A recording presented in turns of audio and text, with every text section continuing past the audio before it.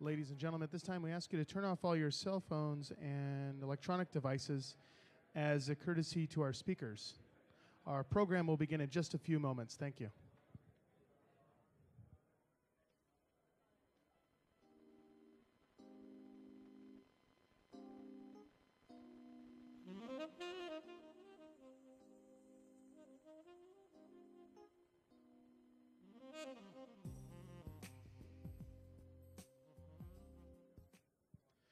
Ladies and gentlemen, please join me in welcoming CEO of the Churchill Club, Karen Tucker.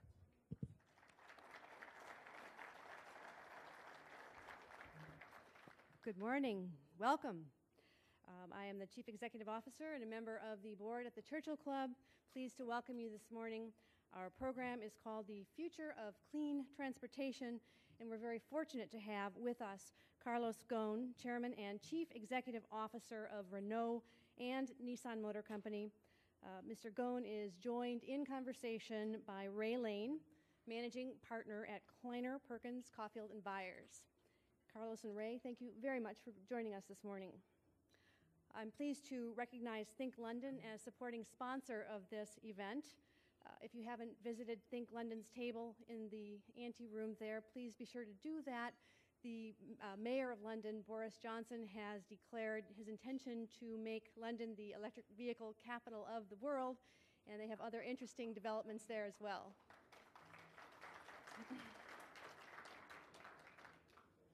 Our next program will take place this Friday, January 15. It is called Journalism After Print, and it is in fact sold out. On Wednesday, February 17, we present a premiere event featuring the Netflix CEO, Reed Hastings, in conversation with former Walt Disney Company CEO, Michael Eisner, and they will conduct a provocative conversation about the future of personal entertainment.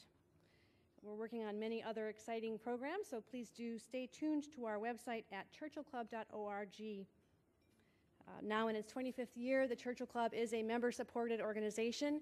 If you are not a member and you do enjoy this morning's program, I encourage you to consider joining us. Our interviewer, Ray Lane, was famously the president and chief operating officer at Oracle. He is now a managing partner at Kleiner, Perkins, Caufield, and Byers, and he notably sits on the boards of a number of companies, including energy-related concerns such as Austra, Fisker, Automotive, Great Point Energy, and Luca Technologies, to name a few. And while Ray presently isn't driving an electric car, I imagine that will change in the very near future. Let's give a warm Churchill Club welcome to Mr. Ray Lane.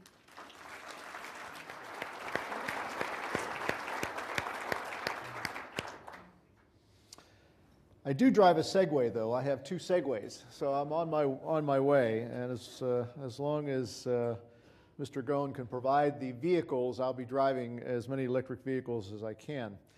I'm sure many of you reviewed the history and the biography of Mr. Ghosn, sometimes called Ghosn-san, Monsieur Ghosn. But we'll refer to you, if I may, as Carlos. Is that okay? Okay. And look at the fantastic track record of accomplishments that he has had. We have a famous CEO here in Silicon Valley that we adore and have watched for many years that also runs two companies. I'm not sure I know of anyone else other than you and Steve Jobs that run two companies at the same time successfully. And I'm just wondering if you have any kindred spirit with Steve Jobs, or if you ever met him, or feel like you have something in common. To run two companies successfully is just phenomenal. Most people can't do it with a single company. It's a statement or it's a question? No, I met Steve Jobs, yes. I met him, but it was many years ago. He's obviously a very driven person with a lot of vision about what he's doing. And at a certain point in time, we're talking about application of certain things at the level of the industry. But we did not pursue this project, but I know him personally, yeah. You mentioned the word vision. I don't think the word vision is used with the automotive industry very much. It hasn't been for the last half century.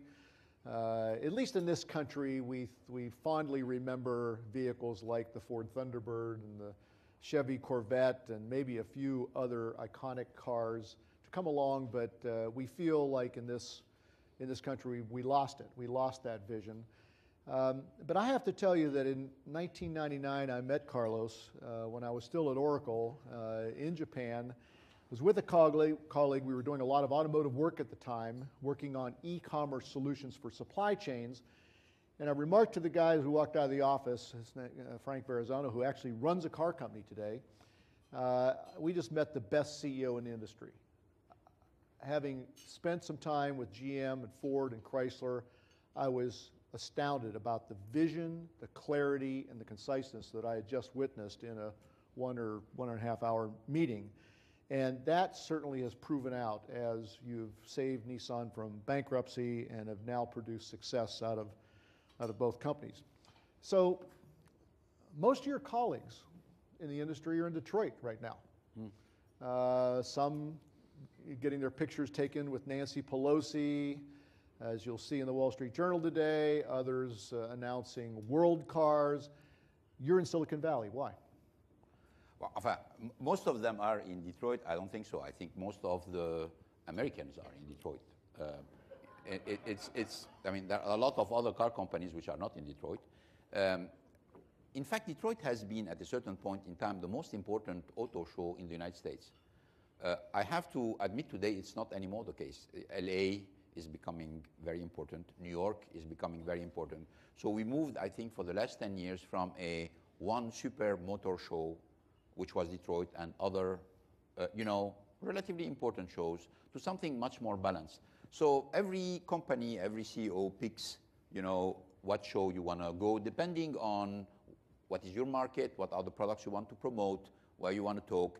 And frankly, we have put more emphasis on LA and on New York because most of our customers are on the East Coast, in New York or in Florida, on the West Coast also. That's all. That's one of the reasons for which I'm not. Those are more consumer-oriented shows as well. Yeah, sure. Right? That means more consumer, and you have some messages you want to send. So you pick the media, you pick the place, you pick the promotion of the product. So I think it's more today a selection. You have to be more selective, and our selection. We're present in Detroit, but we're not making any announcement in Detroit. I looked at the news coming out of the show so far, and I see the world car from Ford, the Fusion. I see GMC announcing a Granite, the smallest GMC ever. Will compete with your Cube. The Kia Sorento, next version, Cadillac's XTC. Are these the biggest announcements that auto companies have to make in 2010? No, frankly, I mean, we're going to continue to bring a lot of products on the market, and we're going to follow exactly what the consumer wants and the evolution of the different market. But the disruption will not come from there. The change will not come from there. Obviously, the change is going to be coming more towards electric cars, hybrids, fuel cell cars, which means the motorization of the cars is today the object of a lot of breakthrough, and probably we're going to be talking about it. That's one major change coming. And some people talking about it, some people are acting on it, some people are already investing. And you need to make the difference between who's talking, who is moving, who is executing. Because if you listen to everything which is being said, you're confused. But you have the impression everybody has an electric car, everybody has a hybrid, everybody has a fuel cell. It's not true. You're going to have to take a look about who is investing, who is building capacity, what kind of performance, when the cars are going to be in the market, and is it a show car or is it a mass market car? That's what makes the difference. Because what's going to change the industry is not so much the prototype that everybody's going to say, wow, that's great, it's fantastic, etc. The Star Wars car that very well nobody's going to be able to buy. It is the thing which is going to come affordable, reliable technology, that people want, and which is going to be competitive. That's what's going to make the change. And in my opinion, this is one breakthrough. The second breakthrough, I consider that the cars are still too expensive. They are still too expensive. And the lesson is coming from the developing world. There are a lot of countries in the world, like in India, like in South America, like in China, where people want to buy a car, but they just cannot afford it. I mean, their choice is not, okay, I'm going to choose between this or that brand. They say, I have $3,000 in my pocket. I can only buy a motorcycle, or I cannot afford a car. I want a car with the basic functionalities. I want a car for my family. I want a car for my friends. And the second breakthrough is, how can we, with all the technology we have, not build a car which gives more, but the car which gives the basic functionality at the minimum cost, okay? Which usually our engineers look at that by saying, wow, I mean, this is not for us, go try to do it to somebody. That's technically very difficult. In a certain way, doing a very cheap product with basic functionalities, reliable, from an engineering point of view, is as challenging as doing a very sophisticated product on the top range. It requires different kind of mindset, it requires different kind of knowledge. And I think this is the second breakthrough coming now. It's making the car available with basic functionality for people who just want that. And there are a lot of markets today where this car is not available. That's the second breakthrough. On top of this, you have all the, the sports car and the new concepts and the new geometry, et cetera, et cetera. But I don't think this is a breakthrough.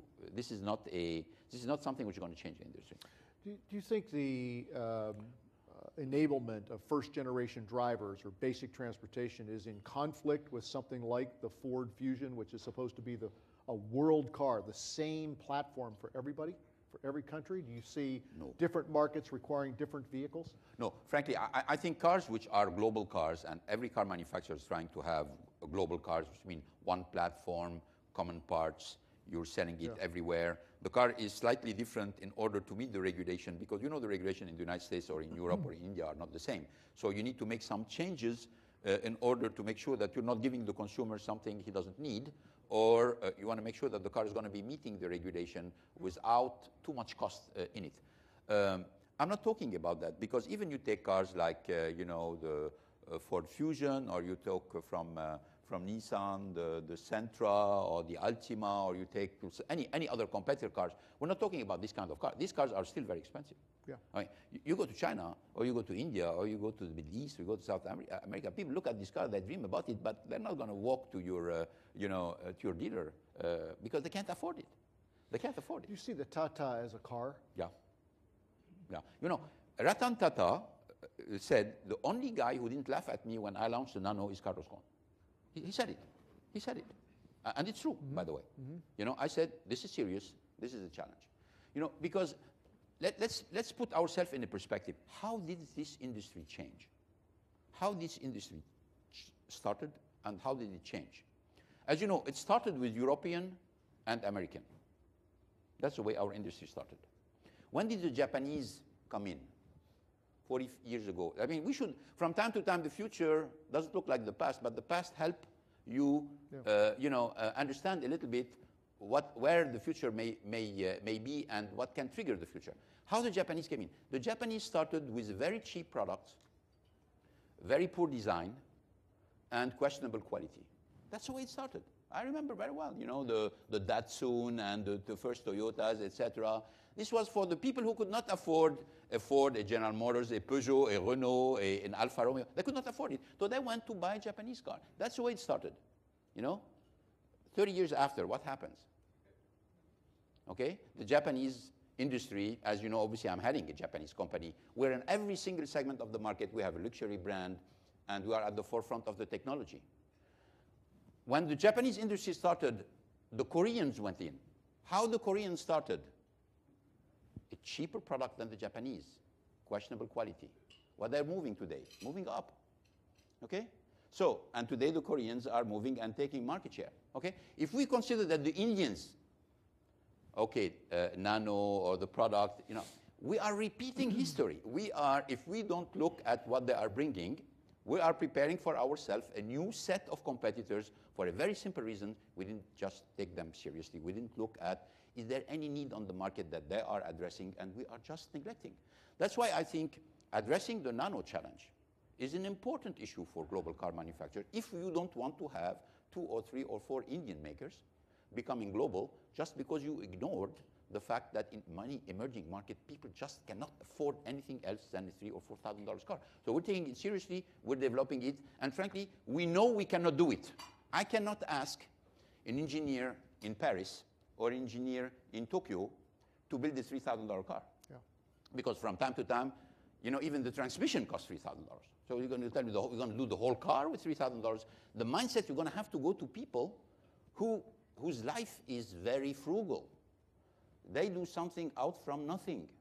You know, it's a way of living. It's not a question of only knowledge. It's a question of mindset, of, you know, I come back every day, I see, you know, you go to New Delhi, you go to circulate into these small shops where people take the waste and do from the waste products they can sell.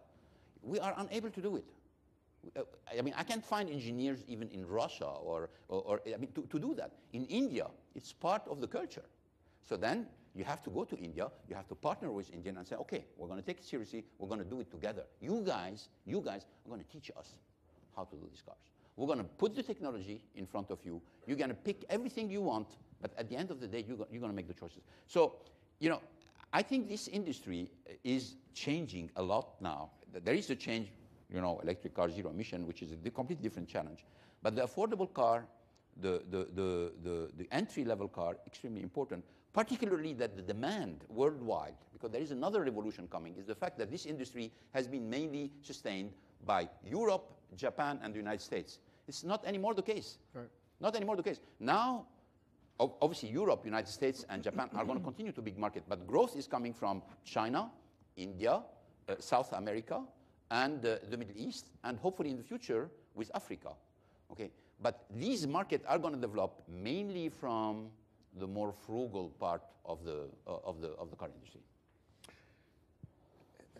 All of that, which I really believe, it makes a lot of sense, and it portends a dismal future. I think you can make an easy leap, tell me if I'm not correct, for American car companies, traditional American car companies. Do you think they can make it through this transition? Oh, I think so, yeah. Yeah, I mean, it's going to be unpredictable anyway. But who could have predicted, frankly, I mean, seriously, who could have predicted 3 years ago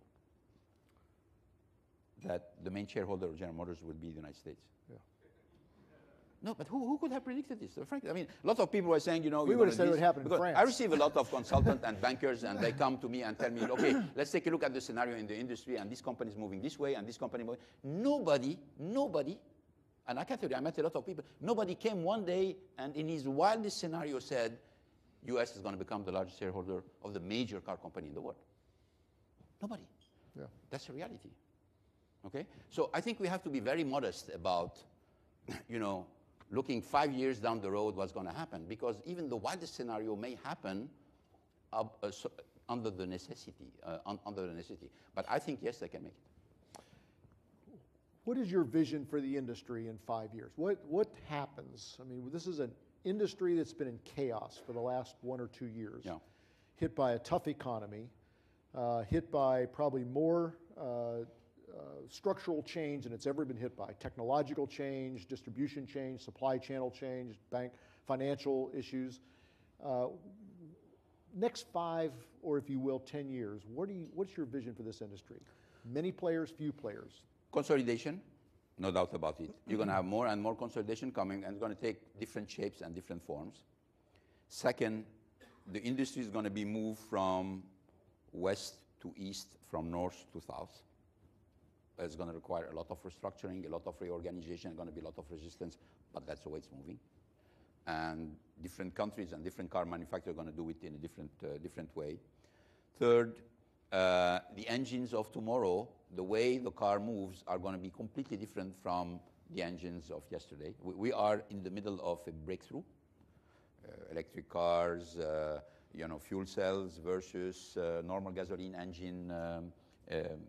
It is a third point, and you're going to see also as a fourth point, which is you know, moving the industry, the fact that you're going to have, I mean, a lot of activities which were outside the car manufacturer may come back to the car manufacturer, and a lot of things the car manufacturer doing today, he may outsource. So you're going to have a lot of inside re-engineering of of car manufacturers. So these are the four main strengths or forces. So we might see vertical integration again, return to the car industry. Yeah. But you've seen it during the crisis. Why? You have a lot of suppliers who collapsed, Right. What happens? What happens at that moment? The Even OEMs in the United support States. them. The You OEMs took have back to the support them. tools, you took back the shops, you took back some of the plants, and you put them inside your own company.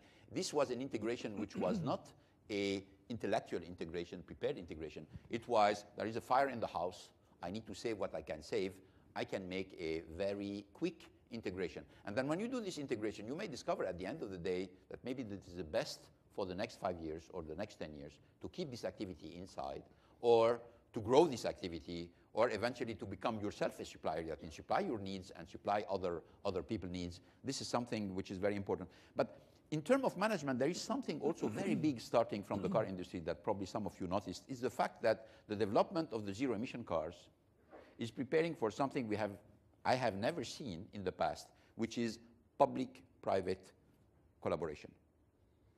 This is something very new. And it's not public-private under a socialist regime or something where you have, no, not at all. It is the public and the private come to the conclusion that you cannot develop this kind of technology unless there is a very strong collaboration. And the public sector is coming and saying, okay, what do you need to make it a reality? And this is primarily financial and infrastructure. Everything. Yeah, everything. No, but even regulation, even in terms of regulation, you need certain regulation. Some people say, yeah, but it's government intervention. But government intervention has always been there. Yeah. The only single reasons for which today 60% of the cars in Europe are diesel, where 0% of the cars in the United States are diesel, and 0% of the cars in Japan are diesel. It is regulation and it's intervention. You change the prices, you save the taxes, and all of a sudden it changed. I mean, so government has an influence on the market, no doubt about it. Now, but when I'm talking about public-private collaboration, I'm saying we have the same goal, and we're trying to find the best way to reach this goal, the most efficient way to reach this goal together. What do you think is the most, we're going to turn to electrification now. What do you think is the most important determinant of the speed at which the fleet electrifies? I think there are, okay, let me give you 3 important factors, and then depending on what's your reference, you can choose what's the most important or the less important. The most important factor today is technology allows us to do things that 5 years ago were impossible. And the most important piece of technology, in my opinion, for the next 20 or 30 years is batteries. That's a masterpiece. That's a masterpiece that I know that a lot of venture capitalists, etc. I mean, if you want to put some money, put in the battery, because that's where the future is going to be. Because there is absolutely no doubt on the fact that no matter how you're betting on electric car, pure electric, plug-in, fuel cell, mild hybrid, etc., you need batteries, and that's number one. The technology has developed, and it will continue to develop, and it's going very, very fast. I've seen recently a study made by BCG projecting electric car for 2020. And you know what they say? They say the most important obstacle, and they're coming with reasonable numbers. They say 26% of the market in 2020 will be made on electric-based cars. That means it can be pure electric, plug-in hybrids, etc. 26% in the major countries. Okay? And they say the main obstacle, listen to this, the main obstacle is the cost of the battery. The cost of the battery. It's going down exponentially. I'm going to give you one example. Just give you one example of about how fast it's going now that we're going full scale. We're going to talk about the electric car, and there is a device that we call the fast charge device. When you take an electric car today, if you have a house, you're going to bring the car, plug it, normally 7 hours, it's full. If you don't have the patience for this, you can buy a device which is called fast charge. And with the fast charge, in 30 minutes, you fill the battery. 30 minutes today. In 2-3 years, it's going to be 20 minutes. This device, 1 year ago, cost $35,000. Okay? All the electric companies saying $35,000. I say to my engineer, impossible. We're going to work to knock the cost down. Today, they are telling me they have a prototype at $8,000. Same 1 year after. I say, too much. I want to be able to have Mr. Joe Blow in the United States, he wants to have his own device. He don't want to pay more than $2,000, $3,000. He have a fast charger. He doesn't care about charging in 8 hours. So we are moving very fast into the cost. And considering that the cost is a constraint, frankly, is in a certain way an insult to the future. You can have a constraint about, I don't know how to solve the problem. I don't know what kind of material. I don't know how to make this kind of this reaction. But cost has never been a problem as long as you put manufacturing engineers, you put development engineers onto the issue. So I think the costs are going to go down tremendously. And in my opinion, even with the 26%, the part of zero emission cars are going to grow very, very quickly because the cost is going to go down. What's possible in the battery, though? The battery cost itself, the cell cost, a lithium cell, yeah. No matter what format it's in, Yeah. cobalt or manganese or whatever you're using with it, a lithium cell has been on a 7% decline for a long, long time. It is a scale industry. We use lithium batteries in all of our laptops. It is a scale industry. And I have not seen any projections for it to go down faster than 7 or 8% per year. The cost Do you think the automotive industry can change that? No, I don't think so. But I think the size of the battery, the number of cells you need, the geometrical disposition, the kind of chemicals you're going to put in is changing. Yeah. That's why we have to make where we have to make the difference. And why it has to change for cost reason, but also for range reason, because a lot of people consider that 160 kilometers as a range is not sufficient. Yeah. Okay. Well, 160 kilometers is sufficient to launch a car, because today in our statistic, 80% of the people on the planet drive less than 100 kilometers per day. Okay, so it's already a good size of market, to address. 80% less than 100 kilometers, we're offering a car at 160. Now, if you go to countries like Japan, or you go country like the UK, you have 80% of the population makes less than 50 kilometers per day. So when you offer a range of 160, you're offering something which corresponds to not the perceived need, but to the real needs of people. But let's go back to the point. Do we get back to the determinants? I think you talked, the first one was technology, batteries. I talked about the technology, the battery. This is something which is possible. Second, environment. I mean, today, the environment is a real issue. If we consider that, when the market is going to come back to the normal growth that we have seen before 2007, 2006, and we know it's going to come back to this level. Maybe not in every single country, but at the planet, we're going to continue to grow, okay? So you think that the resources that we have and the environment that we have is able to take more without any radical change? I don't think so. I don't think so. And we have the technology to do it. This makes the Tata actually environmentally a disaster. How many Tatas will be sold? Exactly. I mean, if solving the environment means A is going to say, I have 3 cars in my garage, but why the Indians needs a car? I don't think it's going to solve the problem. I don't think we're going to ever convince the Indians that they should not buy a car.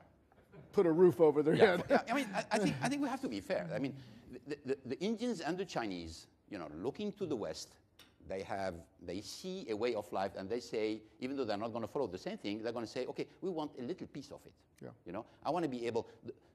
When people say that this is the end of the car industry, it's a joke.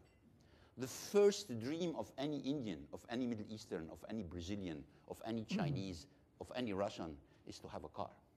And they don't want a small car. I want the largest car possible. Sure, but people say small car. No, a small car is a story for rich people. The people who buy the first car, they want the biggest car possible. They want a trunk, they want a fireplace, they want to bring the family and the friends. That's what they want. And they want the smaller, and they want a smaller price possible. Okay? And nobody's going to stop that. No government, no regulation, nothing at all. They just want it. It's part of their dream. And we, as manufacturers, we have to offer it in the way which is the most effective in terms of cost, but the most effective in terms of environment. And this is where it sticks with what I call the zero emission revolution. Not only, and people are going to talk, we're not ready, it may not represent 10% of the market, it's very expensive, and here and that, but we're in the middle of it, We are changing, we are building scale. We are building in the Alliance, Renault-Nissan, a capacity of 500,000 battery a year and 500,000 cars a year. We're doing it now. We're doing it now. Japan, 100,000, Europe, 200,000, United States, 200,000. In the United States, it's being built in Tennessee. In Europe, it's being built between France, the UK, and Portugal. And in Japan, it's in Tokyo. It's done. It's being done. The cars are coming to the market by the end of next year. So hopefully, you'll be able to trade your Segways for a more comfortable, comfortable Leaf. Exactly. 5 places, full car, drive normally, very powerful, very pleasant, 0 emission, and you're going to pay the price of a similar car, same size, normal engine, thanks to the contribution of the local government and the US government. We don't want this contribution to last forever. People say, oh yeah, but you know what? The business system is flawed because you need government support to do this. Not at all. I don't need government support for the next 10 years. I need government support for the first 3 years. Why? Because I want to build the capacity, knock down the cost, make the engineer work, reduce the scale, benefit from the scale. And then I don't want it. I don't want it. Even I don't need it because if they stay, then they're going to bring more competitors. I don't want more competitors. So in a certain way, but it's true. That's the logic of it. Is you don't want too much good condition, because if you have too much of good condition, you're going to have too many competitors coming to you.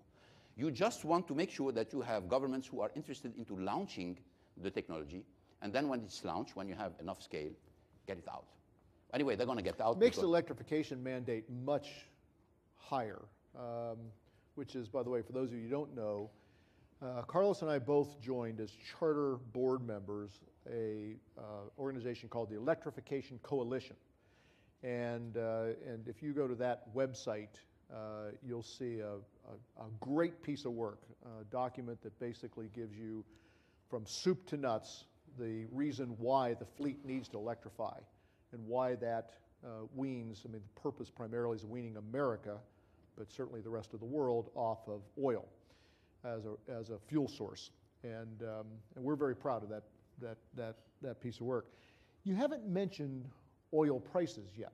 You're not to your third determinant yet. Is that it? That's it. Okay. That's it. The third one is oil. It's not only about oil price, it's oil in general. Let's talk a little bit about oil. Obviously, the most obvious constraint is oil price. Today, $80 a barrel. You know, when the US economy is going to go up and Europe is going to go up, frankly, I mean, obviously, oil has never been predictable in terms of pricing. But logically, if I had to bet, is oil price going to go up in the future or down, I would bet it's going to go up. I mean, it may be wrong, but I mean, more logically, it's going to go up.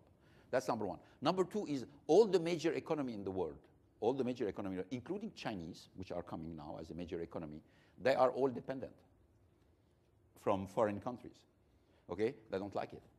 The United States don't like the fact that 50% of its needs in oil are coming from other countries. Europe doesn't like it. China doesn't like it. Japan doesn't like it. Or all these countries are the main powerhouse. India doesn't like it, and India doesn't have enough oil. So all the major economy in the world are depending from oil coming from outside. They don't like it.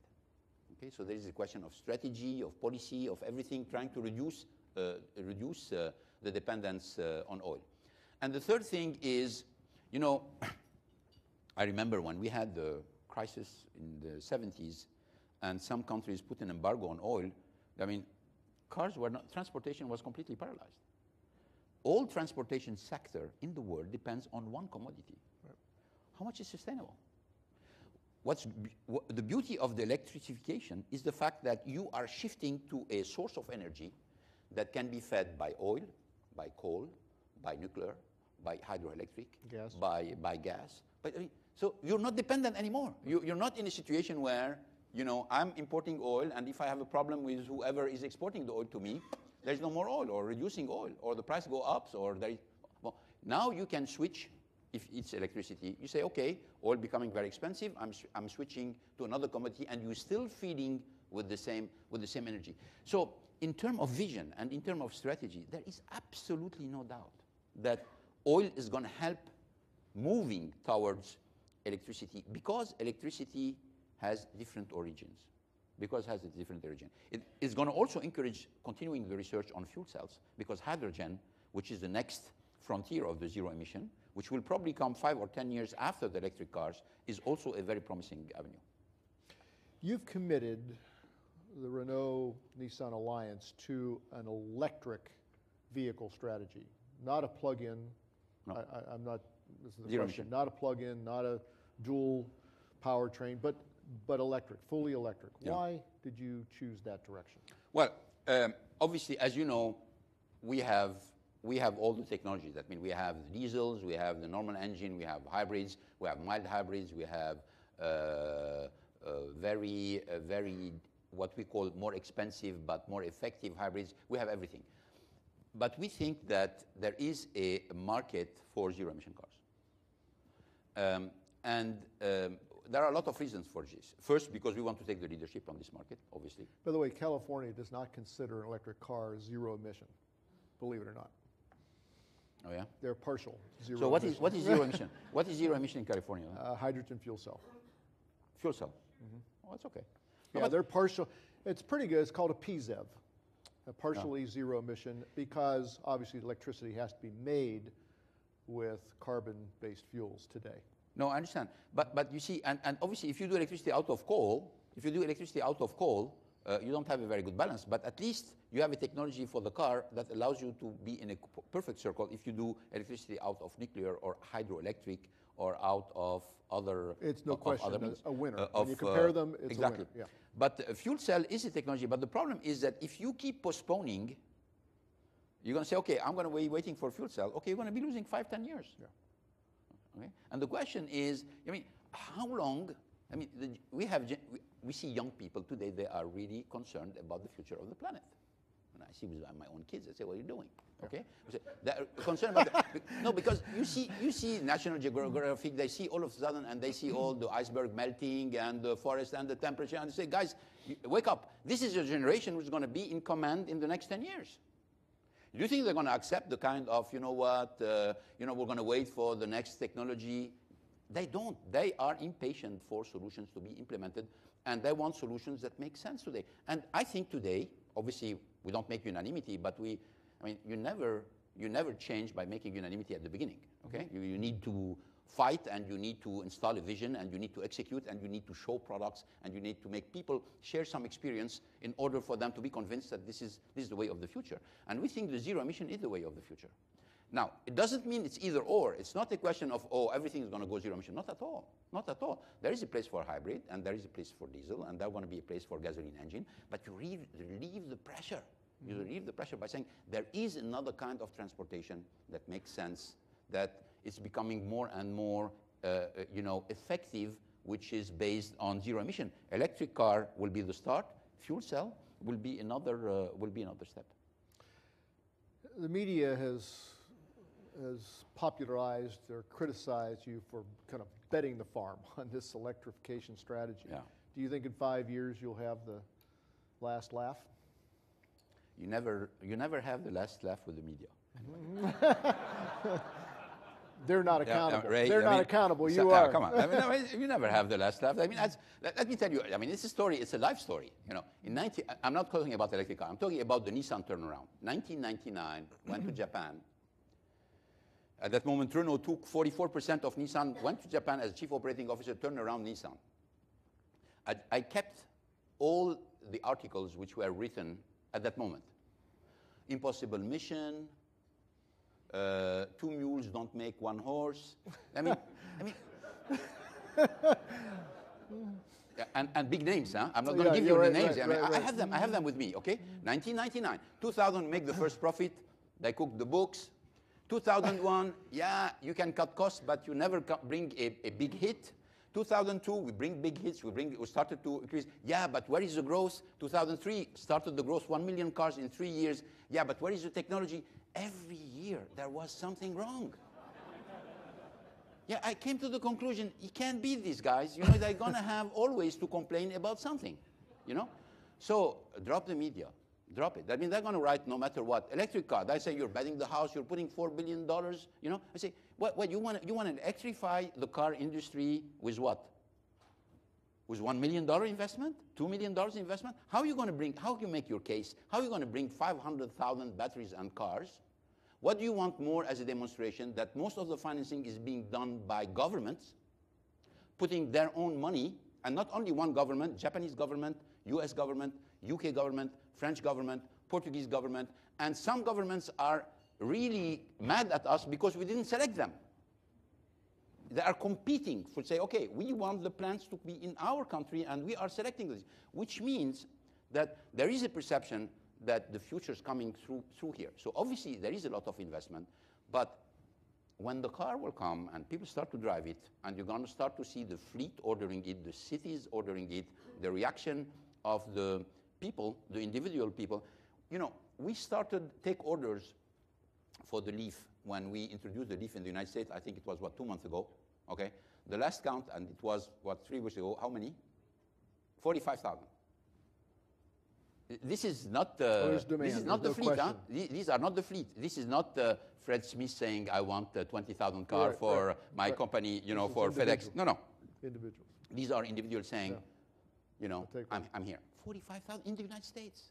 In the United States, 45. We didn't start marketing. We didn't start doing. Now, imagine the marketing of zero-emission cars. It's going to be a piece of cake. I'm not going to do it. I'm going to ask the kids to do it. You know, show you the last National Geographic, you know, report on the melting of the iceberg and et cetera, and the change of the temperature, and then show the car at the end and say that's the solution. You know, there is a very powerful trend for the environment, for the planet, and we need to listen to it. Obviously, you know, we cannot say because the solution is not perfect, you know, electric car is not good. Why? Because if you do electricity out of coal, it's bad. Yeah, but how about if you do electricity out of nuclear?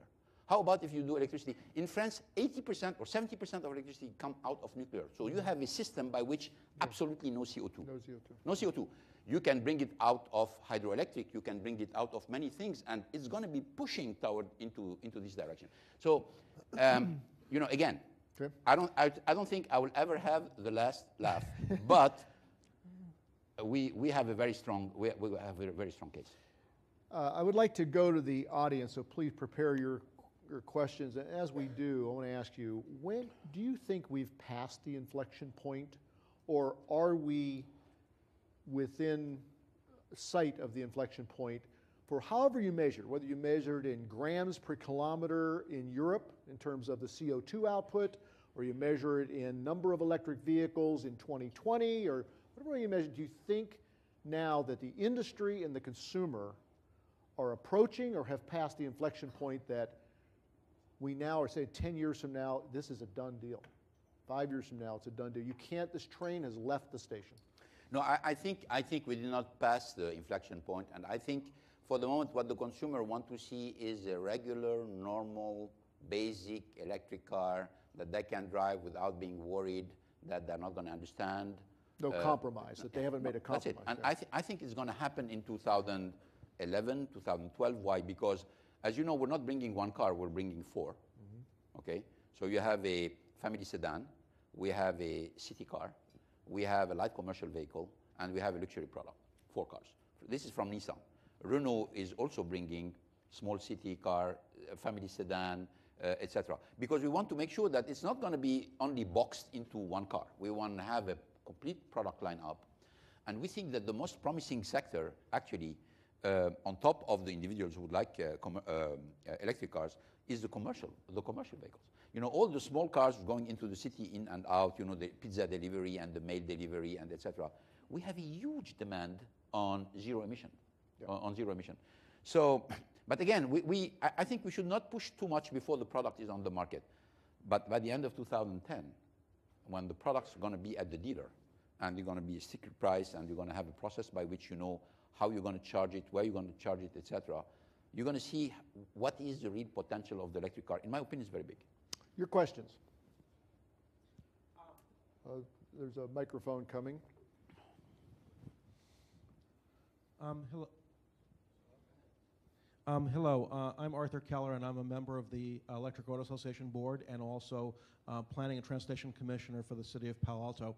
And I'd like to know about the role of smart grid-enabled electric cars and absorbing renewable energy into the grid and making the promise of smart grids possible. And when will Nissan come out with electric cars that can do demand response so that they can adjust the amount of charging rate based on the grid capacity? Oh yeah, you know, the basic system, today our duty is to make sure that we have technological solution and our customer, which are cities or states, select what they want. For example, the solution we are developing in Israel is different from the solution that will be developed in France or different from the solution that will be developed in the United States. So every country, in function of the system, in function of the electricity, in function of the driver, selects something different. Now, the basic system for us is very simple. You have a slow charge, you have a fast charge, and we have what we call the quick drop. The quick drop is an installation on which you bring the car, you drop the battery, you change the battery, and here we go. That's what the Israeli have selected. It can be, in some cases, very effective. You know, for example, if I have a fleet of taxi, and I have 10,000 taxi, I don't want to go and charge cars, etc. You know, the taxi comes, I put it on my device, take the battery, put another battery, and then here it goes. Now, back to your question. The battery device that we are developing, for us, it is the first time that you have a storage of energy.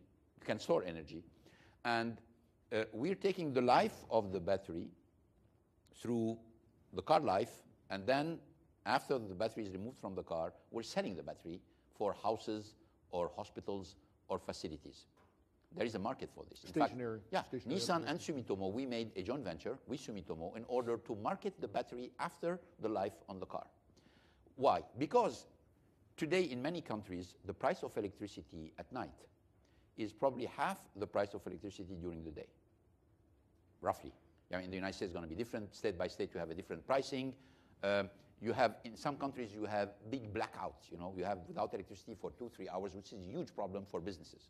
So our idea is to say, okay, you sell batteries, used batteries of cars, for people who can use this battery at home in a much more favorable conditions, where they charge the battery at night at 50% of the rate, and then they use the electricity during the day, which is, even for governments, extremely helpful, because the use of the capacity, the installed capacity is much more efficient. You need less capacity installed in the country for much bigger needs. Because today, for example, in France, the nuclear power, generating energy at night, which is wasted. It's wasted. It's completely, nobody's using it.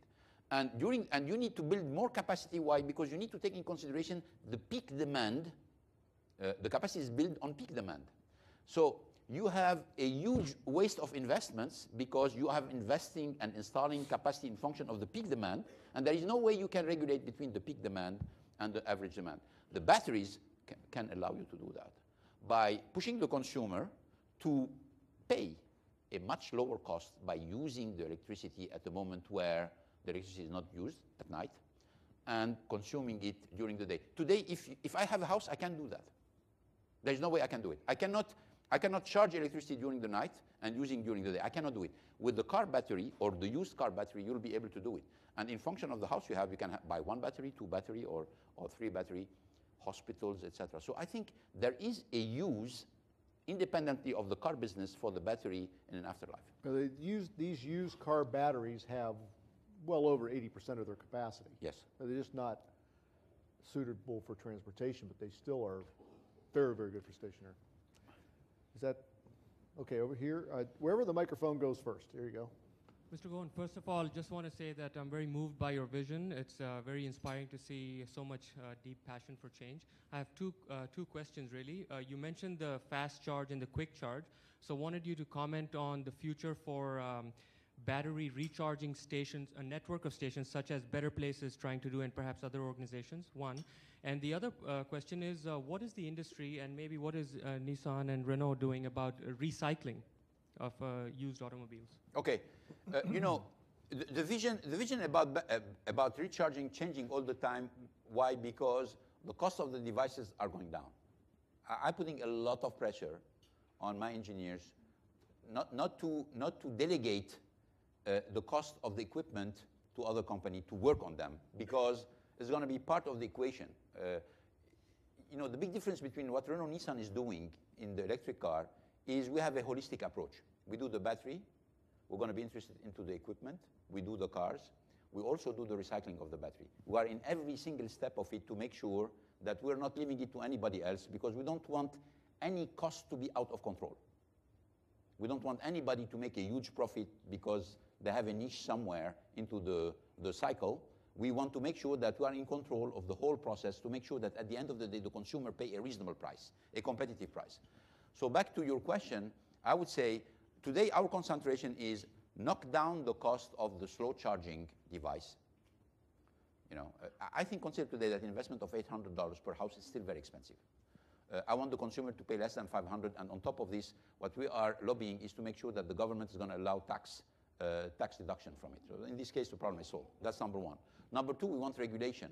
For example, we're pushing regulation where starting January 2012, in some countries, if you have a gasoline station, you cannot run it if you don't have a fast charge device. You can't. Okay, it's order, it's regulation. That's it. Okay? If you have an electric car, you can park anywhere, you can take any lane, that's what we are encouraging. We don't want only the economical advantage. We don't want only the fact that you feel good about having a zero emission car. We want to give as much qualitative advantage for the people driving the car. We have some mayors, they asked me not to be named, large cities in Europe, who said, when we see the car on the street, there are some areas of the city where we're going to forbid for any emitting vehicle.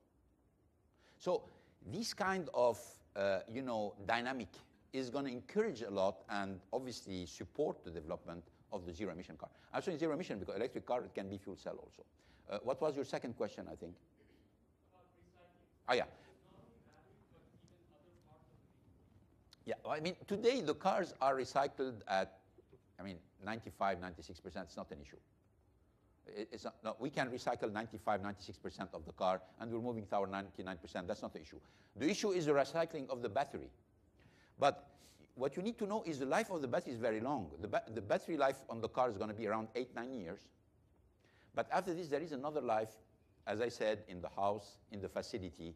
So the battery has a very long life, and we're going to follow the whole cycle.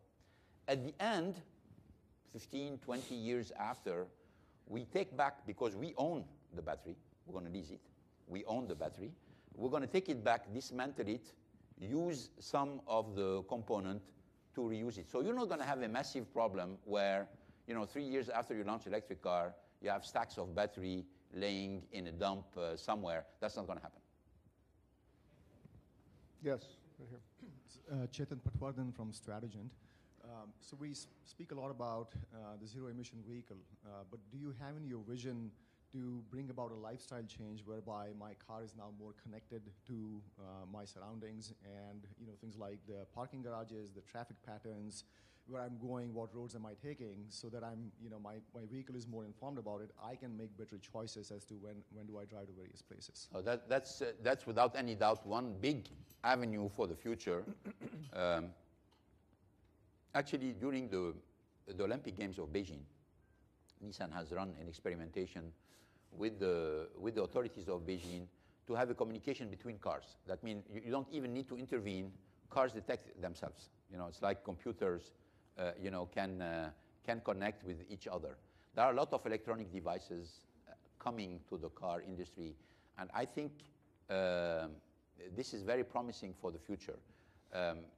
Navigation system, identification of, where are the things I need, what is the traffic, how do you optimize the road, where are the different cars of this category. I mean, there is a lot of ways to make the car much more intelligent without intervention. I mean, intelligent, no, because with a lot of data that you can use for your optimization.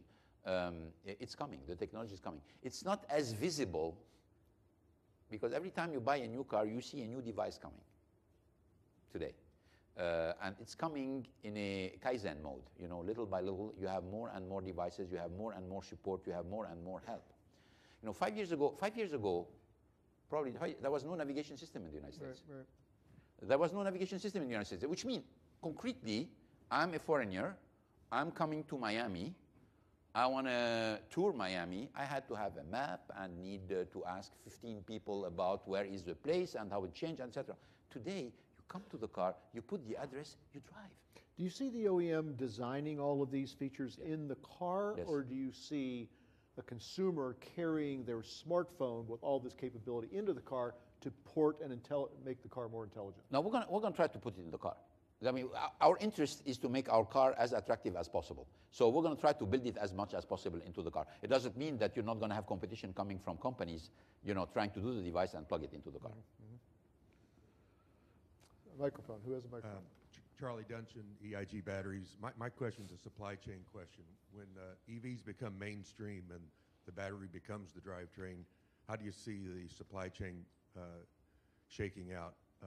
Do the OEMs migrate vertically all the way to the pack, to the cell? What's left for the tier one? Yeah, well, you know, let me tell you, we are the most bullish in terms of forecast of EV, we at Renault-Nissan, with the forecast of 10% of the global market in 2020, okay? We have the most bullish forecast. So everybody else saying 2%, 3%, 4%, 5%, etc. They're moving up little by little. They're moving up, but we're still the most bullish. So 10% in 2020, it means the electric car is not going to take the market by storm. It's not, because it's going to be a gradual moving up with cost, supply chain, optimized little by little. Because I think first there is not enough capacity. Second, we need organization. Third, you need the regulation to be put in place. There is some kind of move towards the electric car. So supply chain is not going to be a big issue. It is an issue today, but I think it's going to be resolved more by Kaizen continuous improvement than by you need immediately, because you have a sudden burst of electric cars on the market and batteries on the market to happen. We're going to be the largest battery maker in the world. With 500,000 capacity installed, we're going to be by far the largest battery makers in the world today. And we are a car manufacturer, and we're ready to sell to other car manufacturers. So it's still a relatively small scale, and it's going to take some time before you really have the very heavy problem of, you know, supply chain. But it's going to change a lot for the industry. I mean, because you're going to have new suppliers, you're going to have new technologies, you're going to have a new plant, you're going to have to, I mean, the electric car has a complete different constitution than a normal car. There is no exhaust pipe. There is no engine. But from the other side, you have new devices. So you need to make the change into people who are building these devices are going to little by little see no growth.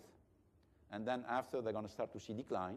While other people who start to develop the batteries and develop the inverter and the motors, etc., are going to see the growth coming. I don't think it's going to be disruptive. I think it's going to be more in a kind of Kaizen at the beginning and then accelerated Kaizen. I'm being told we have time for 2 more questions. If they're short, I'll make it 3. I would like to ask you about the changing role in the business model and the customer relationship. So traditionally, you go to the dealership, you get the car, you drive off the lot, and you're done. Now, this is going to change because you're going to lease the battery, so there's actually an ongoing relationship between the customer and the car manufacturer. The other difference is also that when you drive off the lot, you're not done. You also need the charging infrastructure at home at different places. Can you just talk a little bit about this topic? Thanks. Yeah. Well, you know, I think that you can do a lot of things through the dealer. I mean, the system today where you have the dealer, which is a small or medium enterprise, often family-based, it's a network, etc. It's up and down. Some dealers are very efficient, others are less efficient. Some grow, others decline. It's still the best way to distribute our product and to service our customer, and I think it's going to continue. And we're going to try to use it even with the battery system, because even if we lease the battery, we can do it through the dealer. Okay? We can do it through the dealer. And we're not going to adopt the same system by country. For example, in Israel, we have a partner, which is Better Place. They're going to do all this operation, managing the batteries, etc. For us, we are just a car manufacturer. In other countries, we're going to be involved into it. So I think what I'm trying to do here is not to try to build a model and impose it, is to say, let's have different models and make sure we are adapting each model to each country, and particularly not to be closed on the fact that these models are going to have to evolve. What's the most important for us is if we want the electric car to to get at its full potential, we're going to have to avoid to be greedy. We're going to have to make sure that we make it affordable, that we follow what the consumer wants, that we do everything which is necessary for the car to become popular. And my big concern is that the car comes to the market and we start to charge a huge amount of money. I mean, we see it with some of our competitors that come with unreasonable price for electric car. Nobody's going to buy a $100,000 electric car, $100,000, or $50,000 electric car, or $40,000 electric car. Nobody's going to buy it. I mean, obviously, the guy who has already 3 cars in the garage and wants the 4th car to say, yeah, but this is a very small part. That's not our objective. Our objective is making it a popular car. You want to make it a popular car, it's going to have to be competitive and give the zero emission as a premium for the consumer. That's what we think. So there is no existing dominant business model. But we need to associate the dealer, because if you lose the dealer into the process, you're in trouble. There is, you mentioned this premium. I'm not sure I understood the premium for zero emission. Do you think the consumer will eventually pay that premium? No, I don't think so. Yeah, I don't think we're doing everything for him not to pay. Yeah. So you say, okay, yeah, but you guys are not serious. The consumer is not paying, taxpayer is paying. Which is true. The first 3-4 years, taxpayer is paying. The United States, bottom line, what does it mean? The United States offered today $7,500 as an incentive for every single person who buys zero emission car. California is saying, I may add to it. Okay? So this goes to the consumer, which means what? That means the additional cost coming from the electric car is being paid not by the consumer, but by the taxpayer, because this money is coming from somewhere, obviously. Okay. But this is going to allow the consumer to pay a reasonable price to buy the car, the public sector to help support the development of the electric car, and us, when we're going to have 500,000 cars built and 500,000 battery built, we're going to knock the cost down. And when we're going to knock the cost down, we're not going to need any more the $7,500 incentive, and it's our interest to ask for this incentive to go down in order to, continue to push into this direction. By the way, the $7,500 is not only in the United States. France is 5,000 euro, which is $7,500. UK is the same thing. Japan is about 700,000 yen, which is also $7,700. So every government is coming and saying, okay, we want the zero emission car. We're ready to support the consumer for this. And we understand it's for a limited period to allow you to build up the capacities. The last question. Hello, Akito Tanaka from the Nikkei. How would or could Renault-Nissan collaborate with Silicon Valley or with Kleiner Perkins, I guess? And what kind of innovation do you want to see from the Valley the most? Well, look, in the Valley you have different things. You have technology and you have capital. I think the development of the battery business is going to require a lot of capital. It's going to be a very promising business, but you're going to have a lot of capital put into it. And depending on the development, we're going to know, and we're going to be, in 2011, we're going to have a full picture about how this is going to grow. We may need to appeal to capital to join us to accelerate the development of the battery business, because we cannot continue to rely on public money to develop battery. It's good for the first step. After this, it's going to have to be more private money pouring in. That's number one.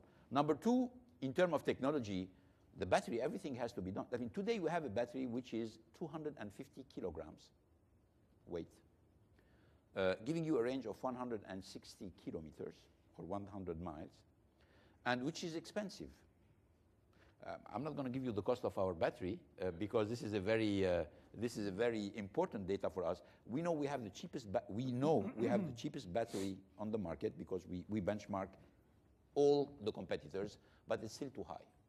So we need to continue to work in development technology to cut the cost of the battery, to reduce the size of the battery, and to allow every single development so the battery becomes something which is not a handicap for the development of the electric car. One day I was meeting, when I went to Israel for the development of the project, Prime Minister of Israel told me, I don't understand why. I have a computer, the battery is this size, okay? And you guys come with a 250 kilogram battery. I don't understand. What's the problem? The problem is that, the power difference in a car is huge. You know, when you're accelerating and decelerating and you're etc. While the computer, you don't need all this this variation. That's what makes it very, very difficult. Unless you're running Windows. Huh?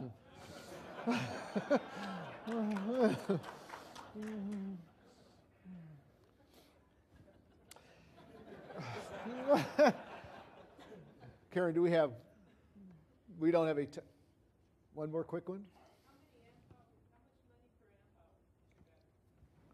I don't think she's asking, she wants the secret. How much per amp hour? No, we will. I mean, we keep a lot of proprietary information for us because this is the most coveted today information, and there is a lot of competition, and there is a lot of development going on. And I think when the U.S. government is saying we need to put more money in the research for battery, they're right. Because today, a lot of the battery research taking place between Japan, Korea, and China. And I think for the United States not to play a role into the development of the research and development of the battery of the future would be a mistake. And it's not going to be a mistake because I know that the U.S. government is pushing into this direction. Well, it depends a lot on what do you think is a reasonable price for, because all is linked to the cost of oil. Everything is linked to the cost of oil. We made our case, and we consider when we built the whole case for electric car, that oil is going to be above $70 to $80 the barrel, which is where it is now. We feel good about it because we think that we're in the middle of still a slowdown, meltdown, etc. Again, I'm persuaded that when the U.S. government when the U.S. economy start to go up and Europe start to go up, I have the impression that the $150 that we've seen in July 2008 may not be something completely realistic. But again, nobody can predict the oil price. Nobody can predict the oil price. But the target depends on what is the lowest price of oil that you can consider for the future. And for this, you need to know what is the cost of the most recent oil development in the world. And the cost of oil is going up. I mean, people are saying, for example, oil is going to become rare. Never. We have plenty of oil. What's going to become rare is cheap oil. Because the latest discoveries in Brazil, for example, Brazil has discovered a huge amount of oil in the country, which is very promising for the future. The problem is oil is at X miles from the shore, and it's very deep. So the cost of extracting this oil and the amount of it is going to be very high. So you cannot sell this oil at $10 the barrel or $15 the barrel as you can sell it from oil coming from Saudi Arabia. So the cost of oil coming to the market is going up, and this for you a guarantee that by knocking down the price of the battery and increasing the scale for electric car, you're going to start to be competitive even with the worst scenario. The worst scenario obviously is a collapse of the price of oil. So this is a seminal visit by Carlos. These two worlds, the automotive industry and Silicon Valley, really have had no opportunity to intersect other than a few maybe software manifestations, but this is really a start of hopefully a great friendship and great partnership between the automotive industry, Renault-Nissan, and Silicon Valley. And I want to really thank you, Carlos, for coming to the Churchill Club to answer these questions very directly, as you always are. Thank you very much. It was a wonderful session. Thank you. Thank you. Thank you, Ray.